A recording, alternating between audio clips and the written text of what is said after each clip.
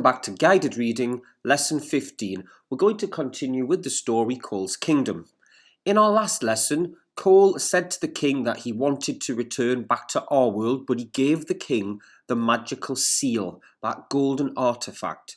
He was about to come back to our world when we heard the words "get him," and it sounded like Cole was about to be kidnapped. So let's take a look at chapter 4, and the title of it is A Kidnapping.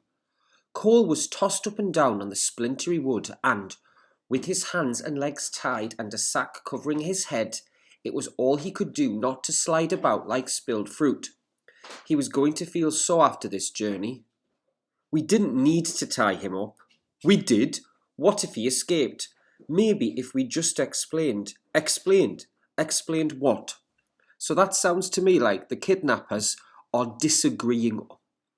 The kidnappers hadn't stopped bickering. So that word bickering is to argue about a disagreement. Since they'd captured Cole in the forest, he knew that there were at least two of them, one with a much higher voice than the other. They were now speeding through the forest on what felt like a rickety wagon. So it's probably by horse and cart, this wagon. The higher voice continued, "If someone came up to you and said, 'Excuse me, but I just need to kidnap you for a bit. Do you mind?' what would you say?"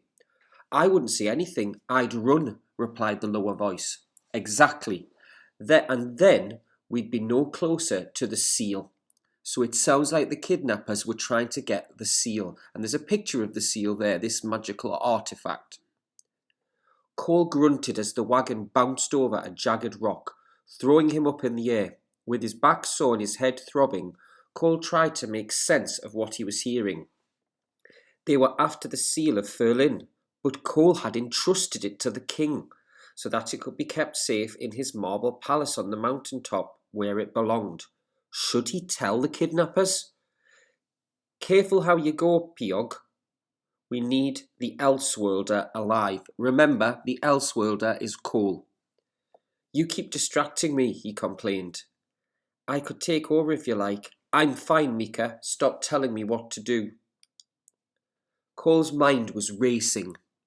If he told them that he didn't have the seal, they might let him go. But what if they did something nasty to him instead? He shuddered. When you shudder, your body shakes. It wasn't worth the risk. "Hey, Elseworlder," called the sharp voice. "You in one piece?" Cole froze. He clamped his lips shut underneath the Hessian sack. He couldn't let his big mouth get him into any more trouble. "I'm talking to you." They reached over and shook his arm. Cole forced his body to fall floppy, out cold. When somebody is unconscious, we say that they are out cold. It means that they're like asleep. They've been knocked unconscious. "Typical," groaned the voice named Piog. Now how will he tell us what we need? We might have to dunk him in the fire pits until he wakes up." They were going to torture him, whether he had the seal or not. Cole had to escape, and quickly. He lay still for a moment, waiting, as the pair began to bicker about which route to take through the forest. Cole formulated a plan. A dry breeze blew through the weave of the sack, so he was quite certain that the wagon was uncovered. So he's in the back of the wagon and there is no roof.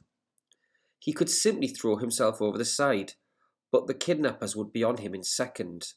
Slowly he inched up against the wall of the wagon and felt along the side, and then the next bit is until he felt a nail. So let's have a look at some questions. Here is an extract. Cole's mind was racing. If he told them that he didn't have the seal, they might let him go. But what if they did something nasty to him instead? He shuddered. It wasn't worth the risk. So the question is, what does the phrase "Cole's mind was racing" mean? Press pause and answer that. Okay. Well, when people race or horses race, or cars race, means they go very fast. So if your mind is racing, it means you are thinking very quickly. So the answer to this would be, it means he was thinking very quickly. Possibly panicking, you could put as well. And there's the same extract. Why does Cole shudder at this point in the story?